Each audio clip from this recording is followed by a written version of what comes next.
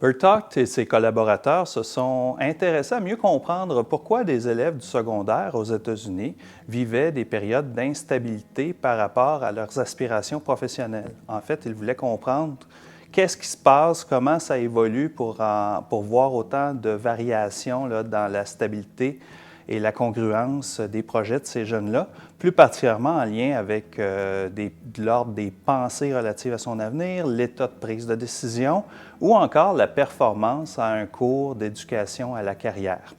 Pour ce faire, ils ont administré 6 questionnaires à 257 élèves du secondaire, des questionnaires donc, autant de questionnaires qui couvraient autant de dimensions, c'est-à-dire les suivantes. Le type de but qu'avaient ces jeunes-là, donc mieux comprendre à quel point leur but était clair, flou, général, etc.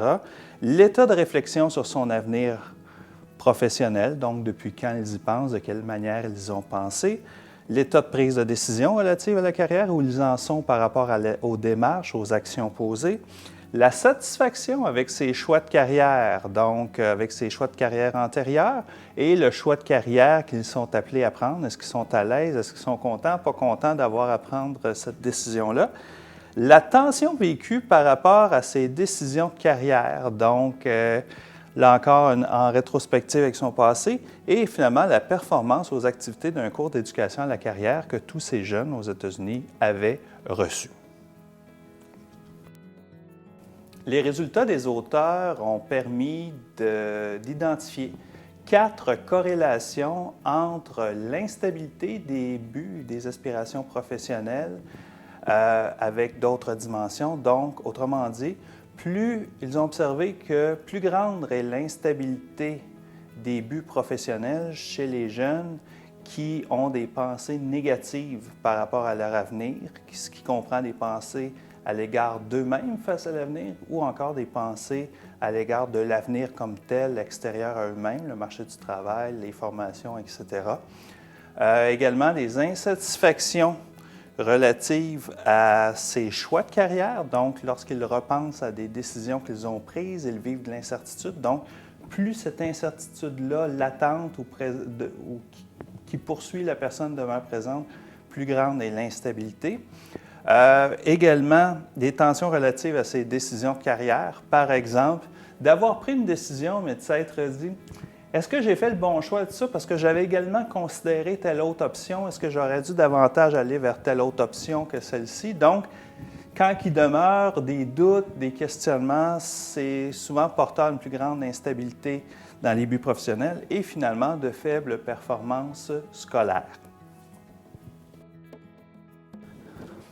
Les résultats de Bertocht et ses collaborateurs peuvent nous amener à 3 types d'implications pour la pratique des professionnels de l'orientation et du développement de carrière. Comme par exemple, une première pourrait être de s'intéresser non pas à savoir si les jeunes ont des buts ou pas, mais la manière dont ils en parlent. C'est-à-dire lorsque vous écoutez cette personne-là vous en parler, à quel point ça vous apparaît clair ce qu'elle veut faire et surtout à quel point ça vous apparaît congruent entre ce qu'elle veut être et ce qui semble se présenter selon des données plus objectives sur le marché du travail, mais également ce qu'elle souhaite être par rapport à son soi réel, par rapport au soi idéalisé. Dans un deuxième temps, c'est toujours dans l'esprit d'écouter. C'est important d'écouter toutes les petites pensées négatives, les éléments que Bertocht et ses collaborateurs rapportent comme étant des liens avec l'instabilité des buts, c'est-à-dire justement ça, les pensées négatives, l'insatisfaction par rapport à ses décisions antérieures, sa performance sur le plan scolaire. Dès qu'il est question de ces sujets-là, ça peut valoir la peine d'aller plus en profondeur, de ne pas voir ça comme des à-côtés, mais plutôt de se dire, tiens, tu me dis, tu n'es pas sûr de tes choix, qu'est-ce que tu entends par là? Parce que ça peut permettre d'éclaircir comment la personne se sent dans sa décision présente de prise de décision. Enfin, dans un troisième temps, c'est important de revoir avec la personne son processus de prise de décision, c'est-à-dire de partir à rebours et voir avec elle, à partir de l'état où elle en est actuellement, qu'est-ce qui a été fait jusqu'à présent, que ce soit par rapport à elle-même, l'information donc par rapport à soi, aux professions, aux programmes d'études, comment il a opéré sa prise de décision, comment il a pesé ou procédé pour en arriver là, qu'est-ce qui est pris en compte, est-ce qu'il y a eu la consultation de personnes autour d'elle, de quelle manière ça s'est passé.